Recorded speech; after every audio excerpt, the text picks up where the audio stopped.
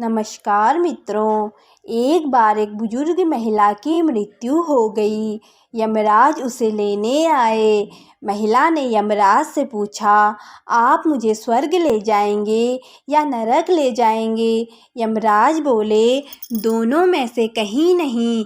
तुमने इस जन्म में बहुत ही अच्छे कर्म किए हैं, इसलिए मैं तुम्हें सीधे प्रभु के धाम ले जा रहा हूँ। बुजुर्ग महिला खुश हो गई और बोली, धन्यवाद, पर मेरी आपसे एक विनती है। मैंने यहाँ धरती पर सबसे स्वर्ग और नरक के बारे में बहुत सुना है। मैं एक बार इन दोनों जगहों को देखना चाहती हूँ। यमराज बोले, तुम्हारे कर्म अच्छे हैं, इसलिए मैं तुम्हारी यह इच्छा पूरी करता हूँ। चलो हम स्वर्ग और नरक के रास्ते से होते हुए प्रभु के धाम चलेंगे। दोनों चल पड़े। सबसे पहले नरक आया। नरक में बुजुर्ग महिला ने जोर जोर से लोगों के रोने की आवाज़ सुनी। नरक में सभी लोग दुबले पतले और बीमार दिखाई दे रहे थे। महिला ने एक आदमी से पूछा, यहाँ आप सब लोगों की ऐसी हालत क्यों है? आदमी बोला, तो और कैसी हालत होगी? मरने के बाद जब से यहाँ आए हैं, हमने एक दिन भी खाना नहीं खाया। भूख से हमारी आत्माएं तड़प रही हैं। बुजुर्ग महिला की नज़र एक विशाल पतीले पर पड़ी, जो कि लोगों के कद से करीब 300 फुट ऊंचा होगा। उस पतीले के ऊपर एक विशाल चम्मच लटका हुआ था। उस पतीले में बहुत ही शानदार खुशबू आ रही थी। बुजुर्ग महिला ने उस आदमी से पूछा, इस पतीले में क्या है? आदमी मायूस होकर बोला, ये पतीला बहुत ही स्वादिष्ट खीर से हर समय भरा रहता है। बुजुर्ग महिला ने हैरानी से पूछा, इसमें खीर है तो आप लोग पेट भरकर यह खीर खाते क्यों नहीं? भूख से क्यों तड़प रहे हैं? आदमी रो रो कर बोलने लगा, कैसे खाएं? यह पतीला 300 फीट ऊंचा है। हम में से कोई भी उस पतीले तक नहीं पहुंच पाता। बुजुर्ग महिला को उन पर तरस आ गया। सोचने लगी, बेचारे खीर का पतीला होते हुए भी भूख से बेहाल हैं। शायद ईश्वर ने इन्हें यही दंड दिया होगा। यमराज बुजुर्ग महिला से बोले, चलो हमें देर हो रही है। दोनों चल पड़े। कुछ दूर चलने पर स्वर्ग आया। वहाँ पर बुजुर्ग महिला को सबकी हंसने खिलखिलाने की आवाज़ सुनाई दी। सब लोग बहुत खुश दिखाई दे रहे थे।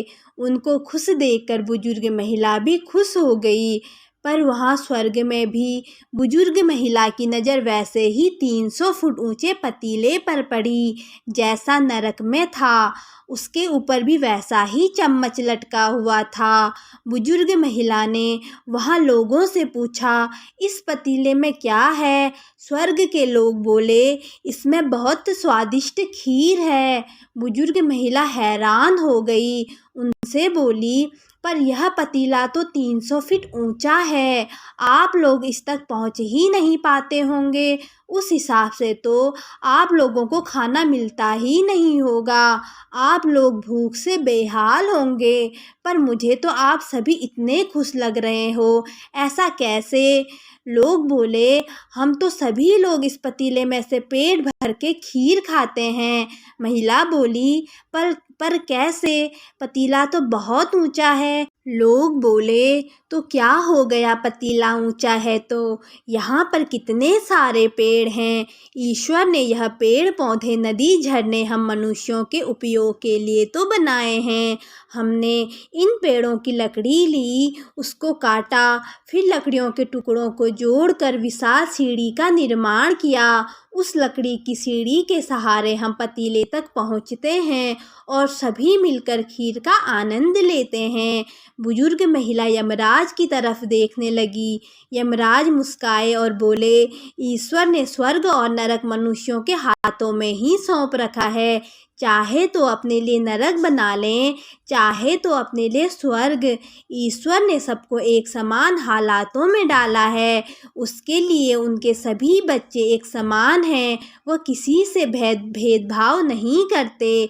वहाँ नरक में भी पेड़ पौधे सब थे, पर वो लोग खुद ही आलसी हैं। उन्हें खीर हाथ में चाहिए। वो कोई कर्म नहीं करना चाहते, कोई मेहनत नहीं करना चाहते, इसलिए सब भूख से बेहाल हैं। यही तो ईश्वर की बनाई इस दुनिया का नियम है। जो कर्म करेगा, मेहनत करेगा, उसी को मीठा फल खाने को मिलेगा। अर्थात स्वर्ग एवं नर्क आपके ही हाथों में है।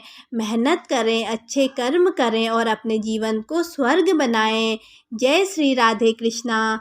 दोस्तों, कथा कैसी लगी? अगर अच्छी लगी तो चैनल को लाइक, शेयर और सब्सक्राइब कर दीजिए। धन्यवाद।